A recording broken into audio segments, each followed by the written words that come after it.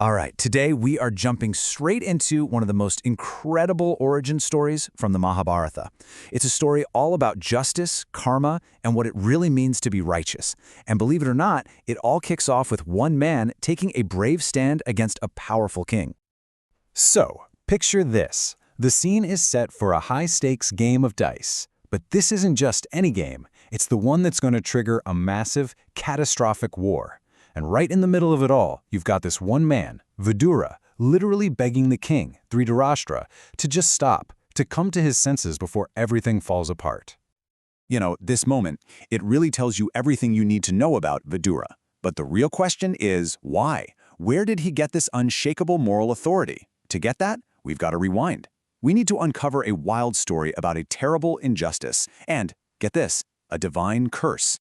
So in this entire royal court, Vidura was pretty much the only one speaking truth to power. He's this brilliant advisor, but his advice just falls on deaf ears, because the king, Dhritarashtra, is completely blinded by his love for his, let's be honest, pretty awful son, Duryodhana. So again, where does this incredible wisdom, this courage, actually come from? Okay, let's get into the weeds here.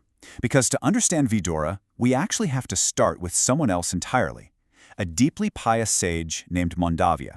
And, well, his life is about to take a seriously wrong turn, thanks to a huge, huge miscarriage of justice. Okay, so check out how fast this whole thing goes off the rails. You've got Sage Mandavya just minding his own business, deep in meditation outside his hut. He's totally oblivious.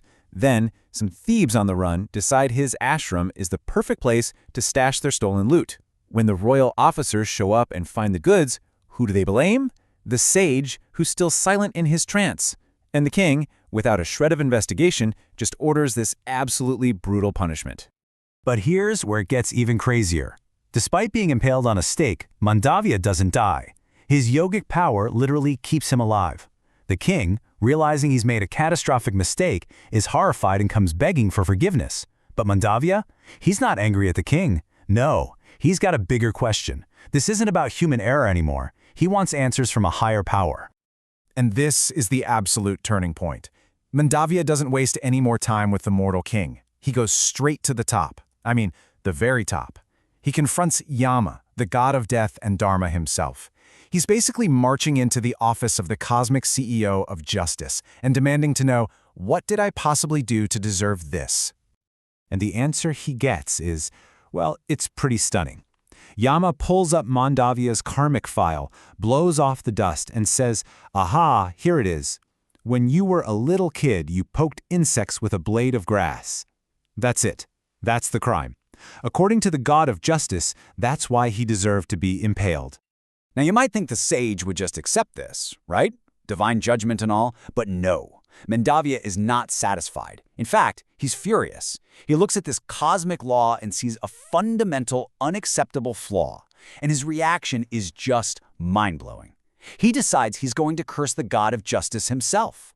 His argument is so simple, so logical, it's brilliant. He basically says, hold on a second. The punishment has to fit the crime. You can't give a grown man a horrific, torturous death sentence for a stupid, thoughtless thing he did as a kid who didn't know any better. It's just wildly out of proportion. And boom, that's when he lays down the curse. He tells Yama, the divine judge of all things, for this unfair judgment, you will be born in the human world. He's essentially forcing the god of Dharma to walk a mile in our shoes, to understand what justice and suffering feel like from a real, mortal, vulnerable perspective. So now we're at the final piece of the puzzle. Let's connect the dots and see how this absolutely epic curse leads directly to the birth of Vidura, that wise man we saw at the very beginning, trying to prevent a war. And there you have it. Yama, the god of Dharma, is born as Vidura. His entire divine being is poured into a human form. And because of the nature of the curse, he's born to a servant woman in the palace. This is so key. It means he's in the royal family, but not really of the royal family, giving him this perfect objective viewpoint to see everything clearly. Suddenly, everything about Vidura makes perfect sense, doesn't it? This origin story explains why he had this deep, profound wisdom, why he was so committed to what was right, to Dharma. It was literally who he was. I mean, he was made prime minister when he was still young, known as a great soul, a master of statecraft, and famously, a man who never got angry. He was justice in human form, plain and simple. So when you think about it, this story of Vidura is so much more than just some old myth. It's an incredible lesson for all of us, right? It's this powerful reminder about making the punishment fit the crime, about having empathy, and about how incredibly hard it is to be truly just. It leaves us with a huge question. If the God of justice himself had to be taught a lesson in fairness, what does that say about our own judgments, big or small?